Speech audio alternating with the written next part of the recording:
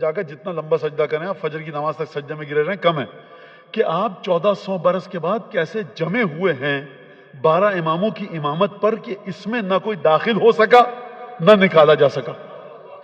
یہ لطف خداوند تبارک و تعالی ہے. اور یہ کس وجہ سے؟ یہ غم امام حسین علیہ السلام کی وجہ سے. یہ کس کی وجہ سے؟ غدیر کے جشن کی وجہ سے. یہ جو آپ میلاد اور محافل اور مجلسوں میں آتے ہیں یہ اس کے صدقے میں ہے. اور پھر اس کے بعد کیا چیز؟ یہ جو مسلسل آپ کے آباء و اجداد خاندان کے لوگ زیارتوں پر جاتے رہے وہاں سے جو فیض اور نور پہنچا یہ اس کے صدقے میں. اگر آپ آج مجلسوں کو ختم کر دیجئے، میلادوں کو اور زیارت کو ختم کر دیجئے، ایک ایسا عجیب و غریب قسم کی نسل ہماری پروان چڑھے گی کہ جس کو کچھ بھی نہیں آتا ہوگا، خشک و خالی ہوگی بیچاری، کے سمجھ میں نہیں آئے گا کہ عبادت والی رات کیا کریں. 4 شعر پڑھ لیں گے آپ، اپنی طرف سے بنائی ہوئی کچھ عبادتیں کر لیں گے. آپ کو پورا سسٹم دیا گیا کہ شب قدر میں یہ پڑھو، نیمہ شعبان میں یہ پڑھو، 27 رجب میں یہ پڑھو. ایک ایک چیز آپ کو دی گئی اور آپ نے اس کے مطابق عمل کیا.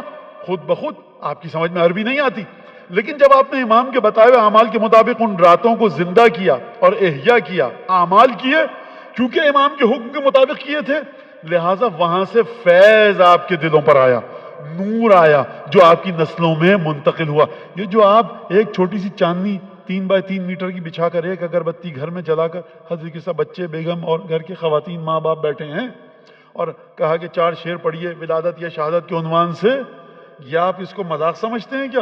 فرشتوں کا نزول ہوتا ہے سرکار. جتنی آسانی سے آپ عالم غیب کو کھینچ کر اپنے گھروں میں لے آتے ہیں کوئی اور نہیں لا سکتا. یہ کس وجہ سے؟ یہ ائمہ کی دعاؤں کی وجہ سے. یعنی اتنا آسانی سے ایزی ایکسیسیبل، آسانی سے رسائی ہے، آسانی سے آپ کی پہنچ ہے عالم غیب تک جو کسی کی پہنچ نہیں ہے. اصل میں آپ اس سے متصل ہیں کہ غیب جس کی دونوں انگلیوں پہ چلتا ہے، لہٰذا آپ اس سے متصل ہیں اور غیب آپ کے پاس نازل ہوتا ہے. اس کو سمجھیے، جوش خطابت نہیں ہے. اگر کسی کی سمجھ میں یہ بات نہیں آ رہی اور شک ہے، حدیث قصہ پڑھنے والا میری اس بات سے اختلاف کر ہی نہیں سکتا. حدیث قصہ کا آخری جملہ پڑھیے آپ جا کر، نزلت علیہم الرحمہ وحفت بہم الملائکۃ واستغفرت لہم الی ان یتفرقوا.